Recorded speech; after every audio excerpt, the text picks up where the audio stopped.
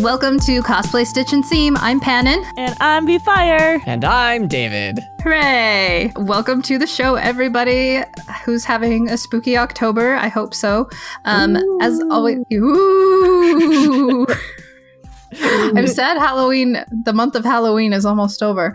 As always, if you guys want to send us your spooky horror stories, you can send those to us at our email, which is cosplaystitchandseam@gmail.com, or you can go to the website, cosplaystitchandseam.com, and fill out the googly Google form.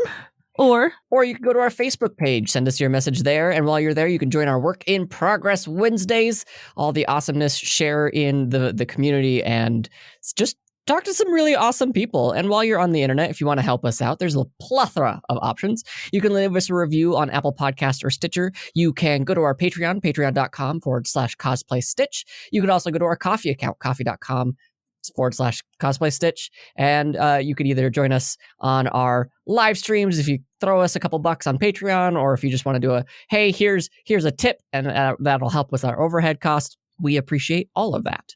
yeah.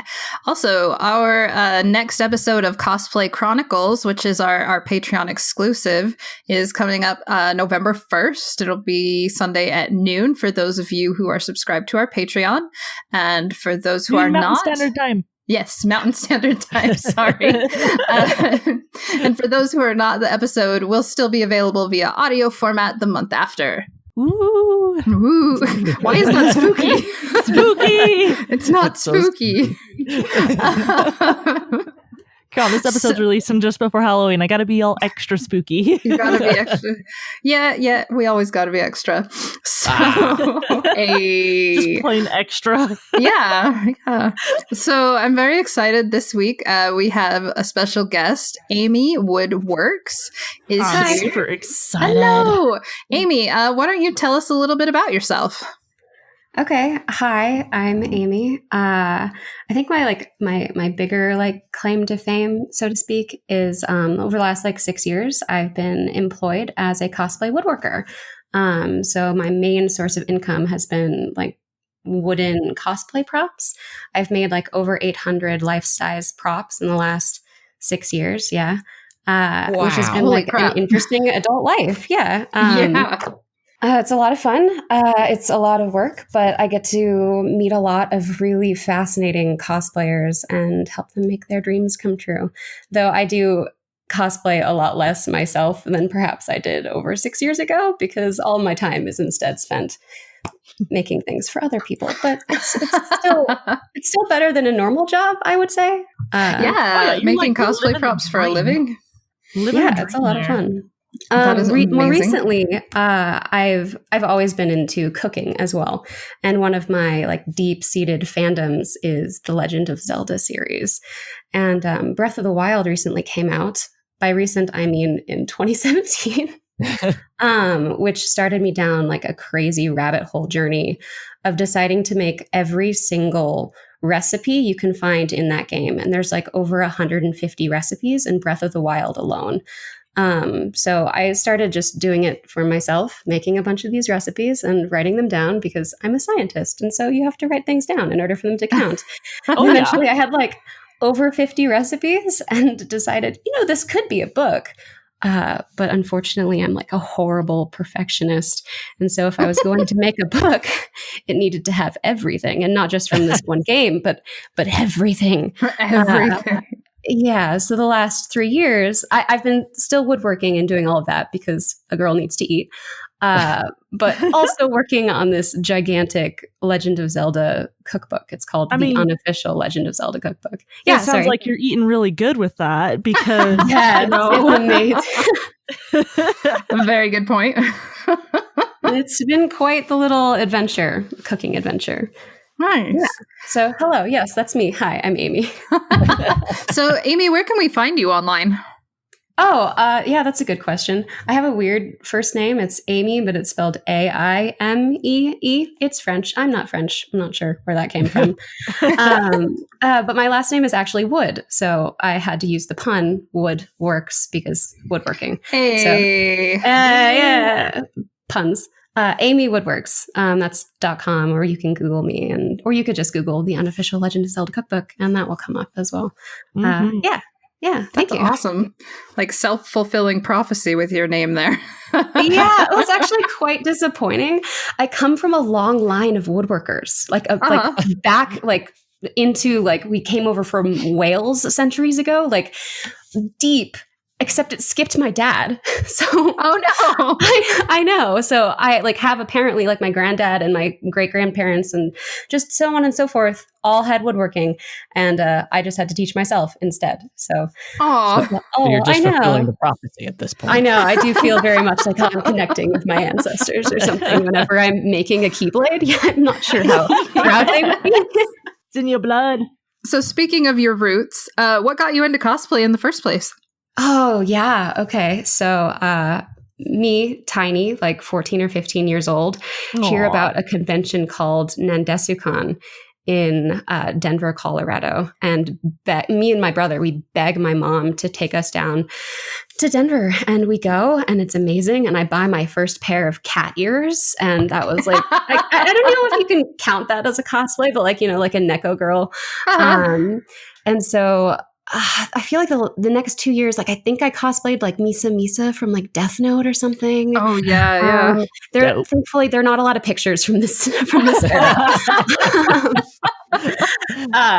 Good. And my first real cosplay, I saw the Final Fantasy 13 trailer, and this character, Lightning, she has pink hair, she's a badass, and I just needed to be her. And so I took all of these screenshots from the trailer and made this cosplay. And of course, that was my first actual prop, because Lightning has a gunblade. This is a Final Fantasy game. You have to have the gunblade. The prop is what makes the cosplay, Mom.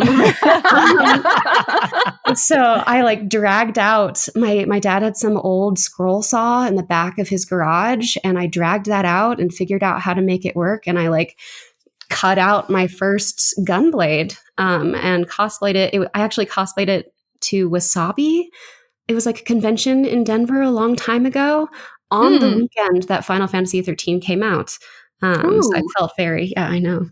I was very proud of myself at that point. I'm still quite proud of myself, but that was my first intro into it, and my first prop. That prop actually got me my first commission, because people saw it and then wanted other things. Yeah, which led to in college, I was making money on the side doing some keyblades, just commission work, word of mouth stuff. So when I graduated, I studied plant, soil, and insect sciences in order to get a real life degree and work in a lab. And that didn't work out, obviously. Instead, I started an Etsy shop, and that just started making way more money than working in a lab. And I'm I don't need to take effluent samples this early in the morning anymore. That's really cool, though. Yeah. So there's my cosplay life story, I guess. I love it. With all of those cosplays that you've done, what has been your favorite one that you've done for yourself? Oh, okay. So I still love Lightning. She's still my favorite thing to be. I just every iteration of Lightning I adore. But in college, Final Fantasy 13 2 came out, and she was wearing this crazy suit of armor. I don't understand why you need to be doing this. So I was an RA in college, a resident assistant. So I had my own dorm room. I didn't have to have a roommate. And I filled it full of aluminum sheet metal and metal cutting, metal cutting snips. And I had my sewing machine in there. No, actually at that point I hadn't actually had a sewing machine. I was doing everything by hand, and I was hammering. I had hammers and everything, and no one could complain because I was the RA. Amazing. I know. So I made that suit of armor, and it's still I still have it. I still wear it occasionally to local conventions. I can't fly with it anymore because it's kind of fragile. But that one's my favorite one. That was going to be one of my questions, is where is that costume now? Because that is definitely my favorite of yours, because that's when I met you. When I met you were wearing that, and I was like, oh my gosh, this is amazing. So shiny, right? So shiny and pointy. I have to, and pointy. That's very true. I actually have to like wipe it down after every convention day because people touch it. They get their greasy little fingerprints all over it. It's all over my back. I'm like, how many people touched my back while I was not looking? It's just like covered in fingerprints. Sorry, that was an aside, but it's a great costume. I don't have the gunblade. Every time I cosplay her, I make a new gunblade and then someone buys it from me. And then I have to make a new one. It's really irritating. It's amazing though. Darn, they just keep selling so well. Oh yeah. I have that problem with the Ciri sword as well. I cosplay the Witcher 3 Ciri. And I will make one of her beautiful Ziriel swords and then it will be gone. And then I won't be able to cosplay her again until I make another one. Dang it. Nier Automata, I have that problem as well. I cosplay 2B and no, those katanas, I just can't keep anything in stock. Oh dang! I know. So obviously, woodworking is like your specialty here. Do you have a favorite prop that you've done, or like one that you enjoy making the most? Enjoy making? Ooh. I mean, I hope you enjoy it a little. I do. It's way better than a normal job. I'm sorry, that wasn't the noise I should have made. But I relate to that sound. It's like you're halfway through a project and you're like, why do I do this to myself? That's what that sounds really like. How it feels like. I'll take on a new commission, so I will have to figure out like a new pattern and making it from scratch. And I wonder why I do that to myself every single time. I think, okay, I can't answer this question. The easiest prop for me to make is like the standard Kingdom Key Keyblade, because I've literally made just that prop over 400 times. So it's like this. I imagine for a second, 400 times. It's insane. And like just packaging it. Ooh. Yeah, so that one I've got like a very set system, like assembly line, kind of like I'll do like 30 at a time and like oh dang. Yeah. So that's easiest, but I wouldn't call that like my favorite one to make. It's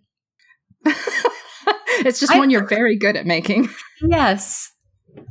I don't okay, you know what? I like to make the Ciri sword because it's the only one that I get to like grind out on a belt sander.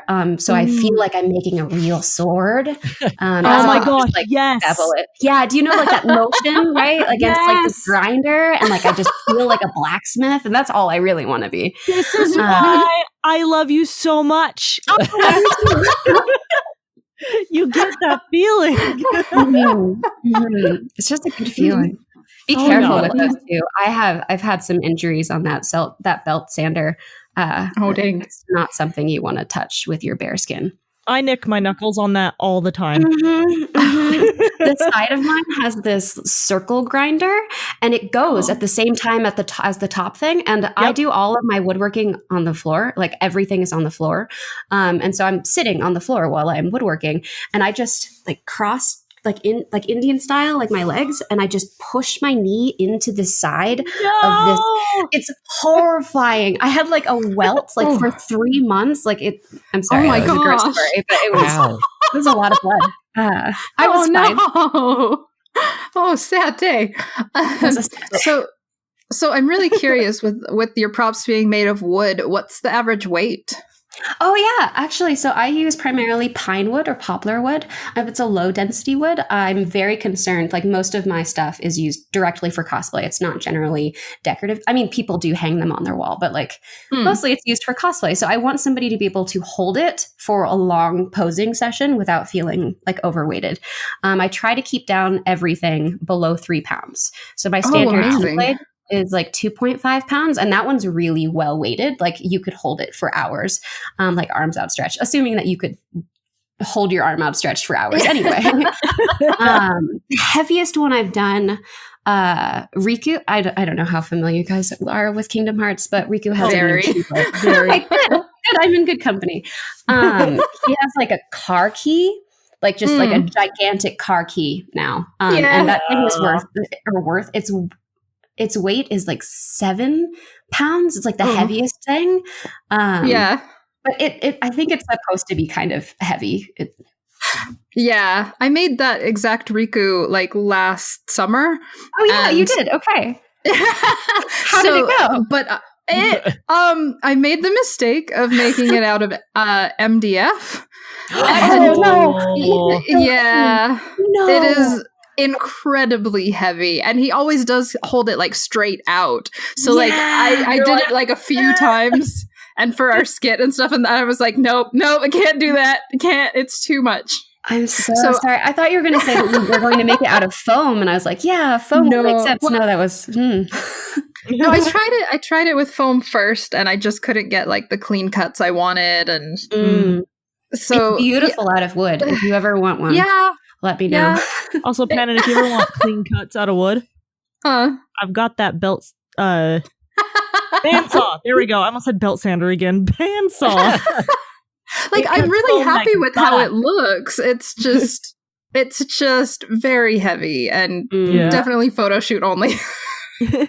So I love that you've taken the weight of the props into consideration, because after a day of wearing a cosplay, it's already taxing enough, but when you're carrying around a heavy prop on top of it, it's exhausting. Mm-hmm. I meet people and they're like carrying 20-pound things. Like how are you alive at the end of a day? I can barely take my shoes off. Oh geez. Oh man. What we really have you here is to talk about your awesome new cookbook, which I love. Because we are very excited. We actually, over the last week, David, V-Fire, and I all attempted a recipe from the book so that we... Oh my gosh. Okay. We're very excited. Which one? And, okay. I'm so ready. So we'll get there. But I'm really curious, what was your first Zelda game? Oh, it was Ocarina of Time. I feel like that's like everyone's answer, though. It's a good answer, though.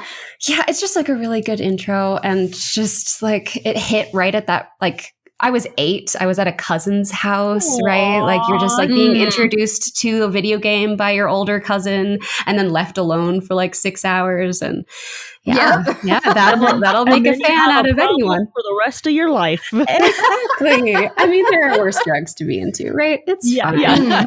That's what my mom would always say. She's like, she's not doing drugs. It's a costuming thing and playing games, but it's not drugs. It just costs about the same. Yeah. It's so real. Yeah. So what's your favorite Zelda then? Okay, this is controversial. Okay. I'm really sorry. I'm going to make people mad. My favorite was Ocarina of Time for a very long time, closely followed by Majora's Mask. But my new favorite is Breath of the Wild. Oh, that's not No, I feel that. I love that game. Like, I realized, like, I should be a traditionalist, right? Like, the legacy of Ocarina of Time, like, really changed the video game industry as a whole. Like, it's so important. However, I love Breath of the Wild. I've spent way too long in that game. It was really a return to Hyrule. I feel like it's the most like Ocarina since Ocarina. I think it's, like, a worthy credit. Like, I love Breath of the Wild. Like, this like cookbook is just a homage, like a love letter to the Legend of Zelda series in the first place, but it would not exist without Breath of the Wild. I love that game. If any of you have not gotten a chance yet, highly recommend. I think I was one of the I don't. Pannon, have you played it? Oh, I have played it. I have played it 5 times over. Very, very. I cosplayed Sidon, remember? Yeah. I mean, my God! Cosplay something without playing it. I did Zora Armalink. Our fish boy. We all know that I'm ridiculous and I play all the links. Yes. You I'm do. ridiculous. I think I just barely. I used the 2020 timeline to finally get into it, and I was not disappointed whatsoever. You know, it's a very good reprieve from all of the doom scrolling. Oh my gosh. Okay, so I told myself I'm not going to find all 900 of those stupid little Korok poops. Oh my God, don't tell me you have. I still haven't. Freaking COVID, I am less than 50 left. Oh my God. Wait, are you not cheating? You're not using a guide or anything? Oh my gosh, props. I did have to use a guide for some of them. Okay, I'm sorry. Take my props back. Take the props back. I did back to the start props that way, and then I got mad. I was like, I need to find these. Oh man, I do not have that patience. Like, I'm lucky if I finish all the shrines. I do not have that patience. I'm going to get the big golden poop. It's going to be great. Yeah, I actually have that as a recipe in my cookbook. I have Korok seeds and Hestu's gift, I believe it's called. It's like a really nice like lemon meringue cookies. So you can technically make like all 900 cookies. Oh, here it is. Oh gosh. Oh my gosh. Hestu's gift and Korok seeds. These delicious lemon meringue cookies shaped like Korok seeds might help you forget about the hours you spent collecting all 900 of them. Multiply recipe by 37 for 900 servings. Oh gosh. I love how you have the number in there. Oh, that's beautiful. Beautiful. I might tell myself. Birthday next year. Invite me. You're invited. It's official. You take back. Be fire as long as you're the one making 900 meringues, because I am not touching that. Yeah, no. Not with a 10-foot pole. I mean, as long as somebody who can cook is helping me. Oh, I'll help. Oh man. Yeah, there we go. Woo! Then we have to hide all 900 of them. Oh, yes. Oh my gosh. It'll be great. It'll be just like Easter. Oh, That does sound exactly like the sort of party Mercedes would have. dude, it's great. So I'm curious, because you mentioned a little bit of what made you start looking at a cookbook, because you like cooking and everything, but what made you go, this needs to be my pet project? Oh, I feel like it was the curries.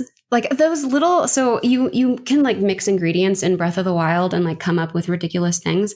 And so often it's like a legit recipe. And so I was experimenting with that. And then like I found a guide online of like, oh yeah, here are like recipes in game that work. You should try them. And I think like there was like a paella, and then there was salmon meuniere, and they both looked so good. I was like, what is this dish? What is this? And so like looking up recipes online and trying to figure out how to make it in real life. And then, oh, well, I've made these. Like, okay, what about curry rice? Like this looks really good. Let's try this. I love curry. Right? Yeah. And then there's like leaf steamed things. Like it's like wrapped in like banana leaves in game and like all sorts of, it's just a lot. And then like salt grilling. Like I have a whole chapter on salt grilling. Have you guys ever salt grilled before?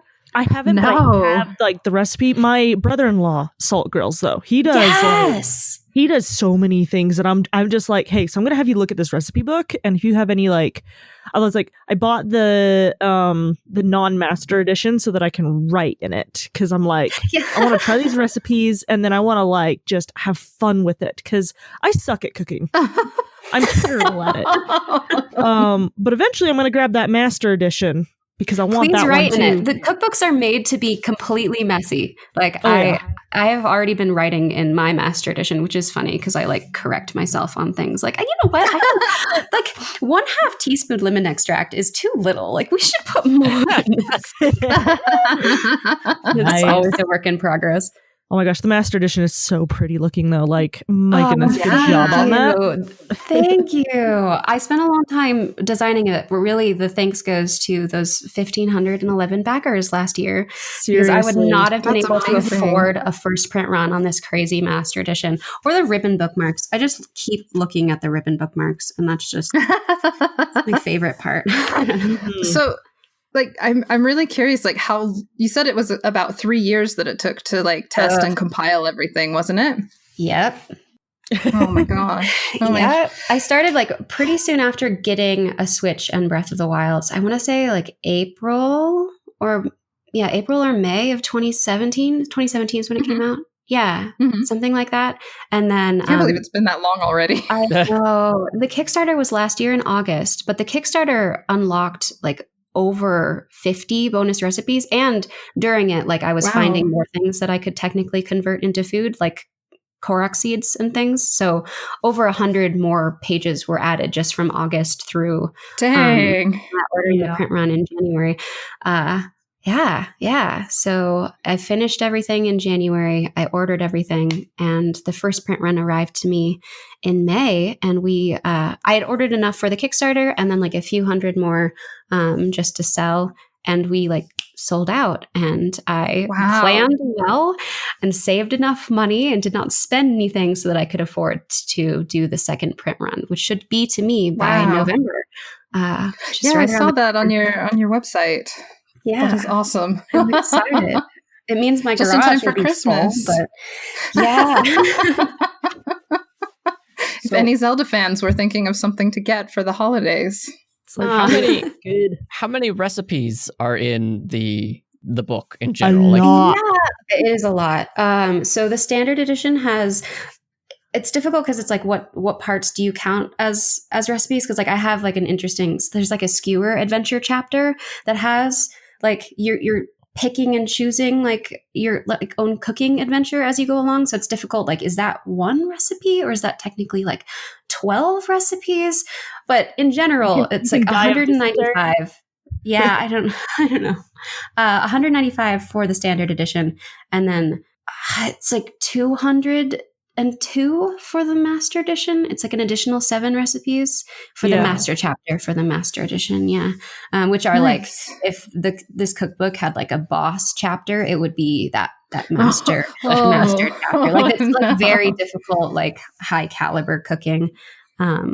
Yeah. Oh dang, that was going to be my next question. Is like, what's the range in difficulty depending on recipes? So I love like simple food from simple ingredients. I'm also a bit of a health nut, so a lot of these are like simple. They edge toward plant-based. They edge toward non-processed. I try to keep the ingredient lists pretty small. It's rare to have anything that's more than maybe 6 or 7 ingredients in this book. Except for maybe the dessert chapter. I go a little bit crazy in the dessert chapter. The dessert chapter is also the largest chapter in this book. Priorities, important. Yeah. Yeah, but we've got... Oh, yeah. No, tell me what you tried. Yes. Okay, so friend of mine has been going through some pretty rough stuff. So she's also a Legend of Zelda fan. So I picked up the book along with all of my stuff and went over to her house to spend a weekend with her. Aww. And we didn't end up getting a lot of time to like make a bunch of stuff, but I did end up making the monster extract smoothie. Like, that's a good one. That was in the alchemy chapter. That was legit. And I have on my list to do the what was it called? Death Mountain Muddy Milkshakes. I found it. Yes. Okay, those are really, really good. They're pretty customizable too. You can toss in all sorts of ingredients and things. That is awesome. I did that with the one I made was the monster curry because I love purple. Curry. Did you manage to get it to be purple? It was at first. Yeah. And then it kind of like turned a little darker and darker and darker as I went. Yes.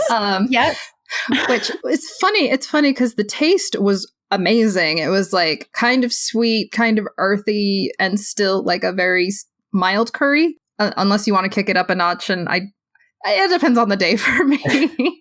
But like I like that you could like swap out ingredients.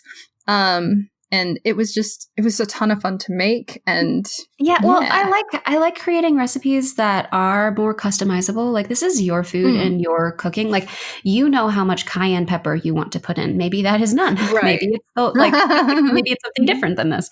So I like to include some like alternatives for each recipe. Make sure like, if you're vegan or if you have a nut allergy, like here's like the best alternative milk for you, for example. I did a lot of like testing and stuff where you make the recipe, but you divide it into like 6 different things so you can try a bunch of things at once and try to like make it accessible for everyone. Yeah. It's good. No, my sister was very excited because it was a vegan friendly recipe and she's trying to get more into that diet. And I was like, you have to try this curry. It looks scary, but it's very good. Yeah, well, if you cook it too much, it'll turn gray and like it. Yeah. Oh gosh, it like eating gray food is never a good look. I struggle with that one and the like monster stew, the monster soup. If you cook it too long, the purple will turn red, which is still like a beautiful color. But the monster stew turns like this horrifying gray. It does. And I loved the purple potatoes though, because even with the like kind of gray background, you break them open and there's still that beautiful purple inside. Purple. I love purple potatoes. So good. They taste delicious too. Yeah. And I thought the amount of onion would be a little overwhelming, but I really love onion, so I enjoyed that one very much. I also enjoy onion and garlic. I put so much more garlic in my own food than what I wrote in this cookbook because I think it would have been too much for other people. Same. Amy, no, we but need I to also hang out and cook together. Yes. We got these vibes. I like this. But speaking of making them customizable, I also did the Fireproof elixir. Yes. And I love that you included both alcoholic and non-alcoholic versions, because I definitely have a lot of friends who are very into the Zelda franchise but might not want alcohol in their drinks. So they don't have to feel like not included. I could mix theirs just as easily as I could mix mine. Well, I'm kind of on your friend's side. I don't normally drink a lot of alcohol. It's like a special occasion kind of thing. And I know there are a lot of other people like me. And I was realizing just from my backers and like talking to the people who were buying this cookbook while I was writing it, a lot of people were buying it for their kids. And so I didn't want this whole chapter. Yeah. So like they want to be cooking with their kids, like parent-child cooking friendly stuff. And so I added a bunch of recipes that are specific like towards trying to cook with children. There's actually like a new player menu in the start of the book that's like a list of recipes that are easier to cook with children so they can participate in like cooking dinner. I love that. Yeah. That's such a cute idea. Yeah. And so given that, I would like I call it the intro to Hylian bartending and alchemy and bartending. I've already forgotten the name of the chapter. The intro to Hylian alchemy and bartending. So the alchemy would be alcohol free, and then the bartending would be a little bit more adult. Yeah, no, that's awesome. I love that you make them like easy to find like that too, so you know exactly how to get started. I was going to ask, David hasn't talked about his experience cooking yet. So I had a bit of a sweet tooth, so I made the rock roast. Ooh, sorry.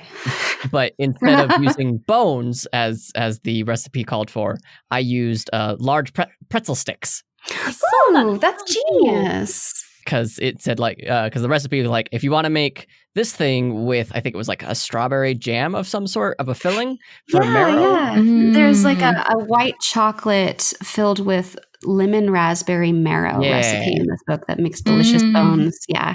But pretzels are good too. So I did that, and it was really simple to follow. It didn't feel overwhelming that like some recipes can give you of just like, here's everything, now do all these things.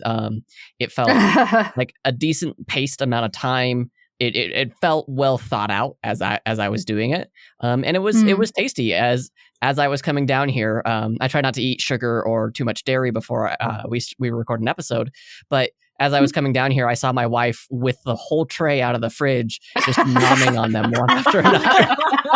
So there's probably going to be none left for me when we're done recording today. I like your wife. Your wife and I would get along. That's amazing.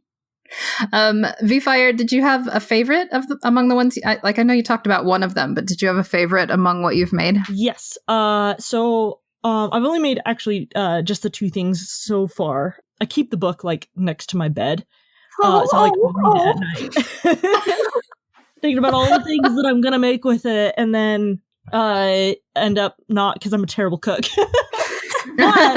But my mom came to visit one weekend, and she's like, "Mercedes, I'm gonna bring you dinner and a pumpkin." And I went, "Wait, Mom." Okay, first of all, I am like the only person other than her in the family that actually likes dinner and a pumpkin. Don't tell her that. I'm just kidding. I think one of my other siblings does, but they're just not big fans of the pumpkin squash. But I love it. And I was looking at the recipe and thinking about how my mom made it, and I was like, this is pretty much really similar, very similar recipes, except the Zelda one doesn't have water chestnuts, and I'm glad. I hate water chestnuts. So I send the recipe to my mom, and she goes, "Wait, where's the water chestnuts?" And I'm like, "Don't add them." I was like, "Okay." Wait, now I want to try that. Water chestnuts and this pumpkin. Interesting. Yeah. Interesting. But it was really, really good. And my mom like had so much fun making it. She's like, "Yeah, it's pretty much like the same thing." And she's like, "Make sure to tell your friend who wrote this recipe. She didn't say when to add the rice." Like, wait, let me write that down. Just pour it in the pumpkin, Mom. But yeah, I had to freeze a bunch of it because she put it in a huge pumpkin. Like, oh dang, this massive pumpkin over, and that's how Let she me always know does. how well it freezes. I would be really curious. I haven't done that. I will let you know, because I am the only one at this house that I live in that will eat pumpkin squash. Oh, I mean, more like for this you, huge right? thing, and I was like, Mom, I'm the only one who's going to be eating it. But it's great because, like, I've had my lunches set for so long. Like, it's been a couple weeks. Like, it's been great. nice. Well, it's also so on theme for fall and October. Like, I just did the pumpkin pie recipe this weekend, and I love it. It's so good. I'm gonna be doing all the pumpkin stuff. Them Sheikah. So I'm really curious, like, what did the testing process for the recipes look like? Yeah. Okay. So I am a fan of index cards. So I wrote like the recipe title, like each one from like Breath of the Wild, and then like a accumulation of things from the other games, like one per index card. And then once I had that out, I like rifled through them and compared them to like family recipes, because like I come from like both sides of my family like to cook. So a lot of it was covered by what my like family's cooking stuff has been. So I was left over with like a lot of things I had not yet made, right? I hadn't really made curry as an adult. And so like I had like a full month of just curry, which was an adventure in itself, which was delicious, but also like a lot of curry for a single month. And then I had like a full leaf steaming month.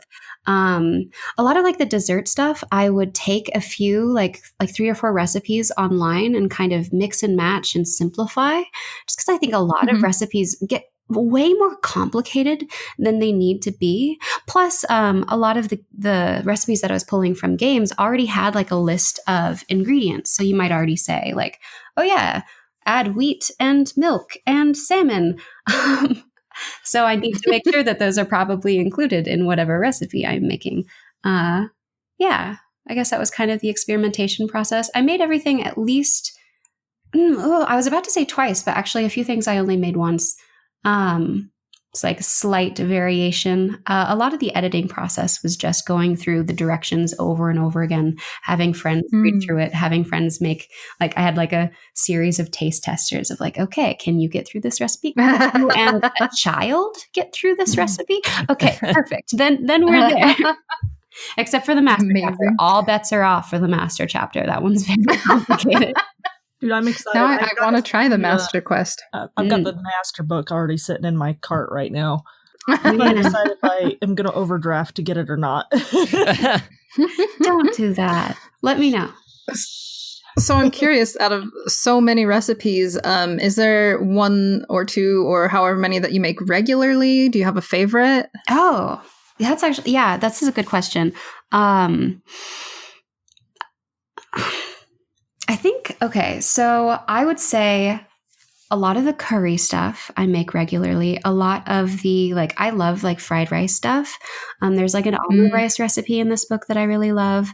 I make the monster soup as like like that was like my normal soup before getting the book. And then I just managed to turn it purple with beets and like slightly change the flavor profile. With the addition of beets, you have to add more, I think, parsley.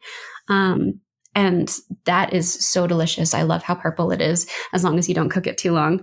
I make the red shoe jelly every Christmas, actually. I give it to all of my friends. It's like so I took like, chews are like an enemy in the game, and making chew jelly, like a preserved version of each of the like chews, was like a fun little process. So red chew jelly is strawberry and jalapeno, and it is so good. I just eat it straight with pita chips. Like I don't even put it like just like eating it out of the jar. It never lasts very long, but I try to give it away as gifts because it's really good. That sounds like good. That one as well. That one's on my list because my husband really loves strawberries, and he also loves jalapenos and like having his food. This was made for him. Yeah. Please give it to him. Yeah. It's like, I think if I had to pick a single recipe that was my favorite, it would be the red shoe jelly. I'm very proud of that recipe. That was one of the ones that he suggested to me right away, and I read it and I was like, I need to make this for my husband. I did really like with the curry that you give the option to make it like from the ground up with the Goron spices, or you can just get curry powder. And I found it really fun because I had never made curry from the ground up. I always used like the little roux cube things. Right. Yeah. Well, like, so it was really interesting. It's so easy to make curry. I mean, like not easy, but like it's a simple process to make your own curry powder. And I had Goron spice as a recipe that I needed to include in the book. So why not include Goron spice as curry powder? Because that's kind of what it seemed to be. So all of the curry chapter uses Goron spice instead. But yeah, you can use like a mild curry paste or powder instead as well. Flexibility. It's important. Very cool. Very cool. One of the most important things, where can people buy your cookbook? Oh, yeah. This is actually an adventure in itself because, like, hi, I independently published a cookbook, and distributing cookbooks is a difficult task, right? But I had my background with Etsy with the woodworking stuff. So I just listed the cookbook there. Like, okay, people can buy it here. So I'm still selling the master editions. The only place you can buy them is through me on that Etsy page. And I like sign each one and I wrap it with brown paper and twine. And I include like a little like wax sealed envelope. And like, it's a whole thing. My God. I'm so attached to them. I sat laying on my floor after I opened up my non-master edition. I opened up that one. I just was like laying on my floor, just like, this is amazing presentation. Oh, thank you. So, like, seriously, that's so cool. Well, I think like the opening experience, like the first time you see the book is like kind of a magical experience, like especially like both editions, but the master edition, I wanted it to be something that you could have found in the Royal Library. Like I can't just have it put in a box with some foam around it. No, it needs to have brown paper and packaged up and tied in a bow. So cute. Our friend Melissa actually got the master edition and then sent me pictures of her unboxing it, and I was like, oh, that is not. Well, thank you. So finishing the question, that's available on my Etsy page. So if you just Google Unofficial Legend of Zelda Cookbook or Aimee Woodworks, you'll find where you need to go. And you can, if you're international, you can buy them, but it's really expensive for shipping, unfortunately. But I have figured out how to do international distribution with the standard editions. The standard editions are like commercial print-on-demand books. And so I've set up, like you can order it, and then the country closest to you where a print company is will print it for you and ship it to you. So like if you're in the UK, it'll be printed in the UK and then shipped to you. Nice. Yeah, I get much less money, but I don't care. I want more food in the world. So that's a much cheaper way to get it. And also I have a digital copy as well. But yeah, so standards are available. I think you can just Amazon, like whatever country you are on, like Amazon, Books A Million, technically even like Barnes and Noble have it. It's like this extended distribution network. I know. Yeah. Like it was a process. It was a lot of bureaucracy. I had like letters from the Library of Congress for a bit. Like it's been an adventure, but that's just the standard edition. I wasn't able to do that with the masters because I'm still like, it's like one print run at a time as opposed to print on demand. So it's a bit more complicated. But I'm figuring it out. Oh, dang. With that, are you working on the sequel that you hinted at? So a drink book is in the works.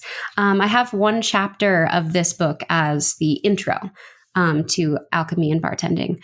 And I have a lot more ideas for like I want tea blends and smoothie blends and milkshakes and just like I have a lot of ideas about like the kind of flora that would be growing in Hyrule. And the most requested thing from the Kickstarter, everyone wanted pictures. And so I was imagining like a cookbook, like a traditional cookbook, like Joy of Cooking, like style cookbook where there aren't pictures. It's like black and white text. And like, you're not going to go into the Hyrule library and find like a picture book. So I wanted that to be kind of pure, but the drink book would have watercolor illustrations by a good friend of mine. Yeah. So a lot of like, oh, here's like a Hylian herb, all artful, and here's like a potion bottle and like various. Yeah, I want it to, it will not be as big as this cookbook. The cookbook is like a 300-page monstrosity. But the sequel will be like a small, like the guide to Hyrulean alchemy or Hylian alchemy? Hylian alchemy. Yes. Hyrulean. No, Hyrulean. I'm like second guessing myself. I was correct. Hyrulean. Yeah, just like a small like sequel piece. I'm working on it. I said in the cookbook, like in my author page, like, oh yeah, summer 2021. And now that seems very close. Oh no. Oh no. Is there other media that you might be pursuing other than like The Legend of Zelda, branching out to like other animes or other games with okay, kind of Stardew Valley calls to me like whenever I play it, and I'm trying to resist the siren call because wow, this cookbook was so difficult to make, but there are so many recipes in Stardew Valley. If I was to pick another like unofficial like fan cookbook, that would be it. But I am interested. I like mentioned earlier that I really enjoyed like the parent-child kind of cooking dynamic because that's how I learned how to cook. And there aren't actually a lot of cookbooks that are centered around that sort of dynamic. I would love to create like do you remember like board books when you were little where each page is like a board? Oh, yeah. Yeah, right? And there's like a standard like picture book type thing. Like I want that a little bit larger. One half is like the adult like prep work for a cooking recipe. And then the left side is like the child being able to read and then participate in like creating like a recipe and cooking. And I would love to make something like that. Yeah, because I think it's a great way to include children and like foster that like family connection and make food together. I think it's great. I love that so much. Oh, thank you. That would be like my next cookbook thing. It's still rattling around in my head. We'll see. Nice. I love it. You're so cute. Very cool. I love it. Ah, you're so cute. Well, thank you so much for being on our show and sharing all of that amazing, like, I really want to go check out the Master Edition. But we try to end our episodes with cosplay horror stories. They can be scary. They can be, honestly, positive stories, just fun things that you've learned or experienced through cosplay. Do you have one you'd like to share? Okay, yes. So I was thinking about this earlier. My cosplay horror story. A lot of people have the side of like being a cosplayer, right? Like making the cosplay, going to a convention, and then maybe like participating in your first cosplay contest at a convention. Like it's fewer people that get to be on the other side of that and experience what it's like to be a cosplay judge, which is its own brand of like horror story. Yeah. So I had the pleasure of being one of the judges for Anime Boston's 2017 cosplay contest. And that was my first judging cosplay contest. So I didn't really know what to expect, though I had been on the other side of it of like, yeah, you like walk into a room and there's like a panel of like 3, maybe 4 people, and they ask you some questions about your costume. You turn around a few times, you don't remember anything, and then you leave, right? On the other side of that is, okay, you are, and like the other people are amazing. Anime Boston was amazing. They fed me. It was great. It was as great as it could be. But it's like all of Friday and all of Saturday, you are in a small room behind a curtain, and like the energy, like people come in, you only get like maybe 5 minutes per person, and then like 2 or 3 minutes between to like dissect with your fellow judges. Like, oh yeah, they did their prop really well. They did this really well. Like, well, did you see the stitching on the underside of the skirts? Listen, it's just like a lot. And then like the people coming in, like each cosplayer is so fervent and passionate, and they're like showing you like, oh yeah, like I had to like have these like made in this one place and I couldn't find the right beads, so I painted them myself, and like I'm getting into 3D printing, and look, this part glows. Like it's just a lot every 5 minutes for a full day. And then like a second day, and you have to figure out how to judge these people. Like it's impossible. Like it's so hard. Yeah. And then at the end of it, you've picked with your fellow judges, like, okay, who's the quote unquote winner of the cosplay contest, and then you have to go on stage. You have to like put on your cosplay, and then like it better be impressive enough for you to be introduced as, oh yeah, introducing cosplay judge, insert the blank, and then everyone's judging you as you step onto that stage. Like your cosplay better be better than anything else that's about to come onto that stage, because otherwise it's not acceptable. And then how do you know what you're talking about? Now suddenly someone's handing you a microphone. You weren't told that you were going to have to speak into a microphone. Yeah. So it's just like interesting to see the other side. I wanted to share it. It's horrifying. Thank your cosplay judges, and just know that like every single person at the Anime Boston Cosplay 2017 contest, like you did so well, and I appreciate you. I'm sorry that I couldn't have like thanked every single one of you. Oh, can't sounds like it. the real winner was you seeing all those fantastic cosplays. Yeah. Was the friends I made along the way. Exactly. Yes. The journey, not the destination. Goodness. If any of you listeners at home would like to send us one of your cosplay horror stories, we would love to hear about it. You can send those to us at cosplaystitchandseam@gmail.com or you can go to the website, cosplaystitchandseam.com, and fill out the Google form there. Or You can go to our Facebook page, like our page, send us your message there. We're more than happy to hear it. And while you're there, when you're liking the page, share your work in progress Wednesdays, meet the awesome community. And if you want to help out the show, you can leave us a review on Apple Podcast, Podchaser, and Stitcher, just like Detail Crafter. They wrote, want an uplifting show? This is it. All cosplay, all positivity, all the support. Can't deny it being a great show. 5 stars. Oh, thank you so much. That's fantastic to hear. So if you want to hear your review, leave us a review and we'll give you a shout out on the show. Speaking of shout outs on the show, we've got our Patreon, patreon.com/cosplaystitch. For $3 a month, you can join our awesome people who get a shout out. And $5, you get to join our D&D game. That's all cosplay themed. It's so great. It's so fun.